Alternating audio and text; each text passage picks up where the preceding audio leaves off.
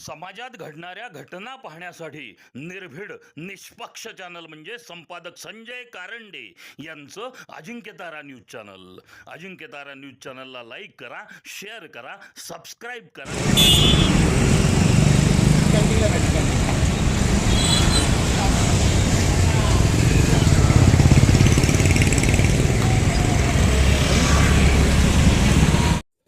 आज या ठिकाणी 11 तारखेपासून आमरण उपोषणासाठी आम्ही बसलेलो आहोत आणि 15 तारखेला आम्ही पुन्हा एकदा आत्मदहन करणार आहोत.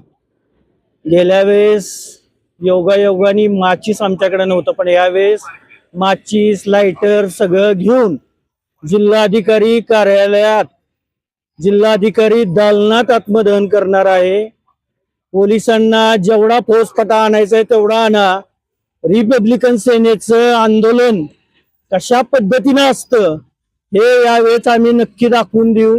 अख्खं जरी जिल्हाधिकारी कार्यालय पोलिसांनी भरलं तरी हे आंदोलन आत्मदहनाचा होणार, हे ओपन चॅलेंज आहे. जर गेल्या वेळेस दोन्ही अध्यक्षांनी डिझेल ओतून घेऊन देखील आपण आम्हाला जर न्याय देत नसाल आणि खोटी आश्वासनं देताय, खोटी पत्र देताय, तुम्हाला काय लहान वाटलं का आम्ही कागद आमच्या हातात नाचवायच्या आणि आंदोलनातनं उठा अशी गाजर दाखवतोय.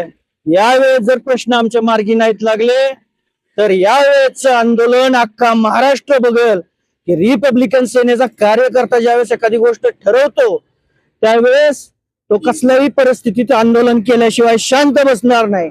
या ठिकाणी सातारा नगरपालिकेचे अनधिकृत हॉस्पिटल ज्याच्यात कॅन्टीन, काही ठिकाणी मेडिकल चालू केलेले आहेत ते तात्काळ सील करावेत. आणि याकरता आदरणीय सीओ साहेबांची 2 वेळा भेट घेतली. त्यांनी 3 नोटिसा काढल्यात. त्यांनी असं आश्वासन दिलंय की उद्या आम्ही ते हॉस्पिटल सील करणार आहे.